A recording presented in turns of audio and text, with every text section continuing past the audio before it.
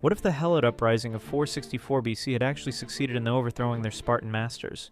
200,000 enslaved Helots would have suddenly gained their freedom, completely flipping ancient Greece's power structure upside down. These weren't ordinary slaves. They had military training and knew Spartan tactics inside and out. For the first time in history, former slaves would control an entire state, wielding the most feared military machine in Greece. Athens would likely have allied with them immediately, seeing a chance to crush their rivals forever. But here's the shocking part. Without Sparta's legendary 300 at Thermopylae, Persia might have conquered all of Greece. The Helot victory could have sparked slave revolts across the entire ancient world. From Egypt to Rome, enslaved populations would have seen that rebellion actually worked. Every empire built on slave labor would have faced constant uprisings. Ancient history's greatest military power now in the hands of former slaves. One successful revolt could have changed everything.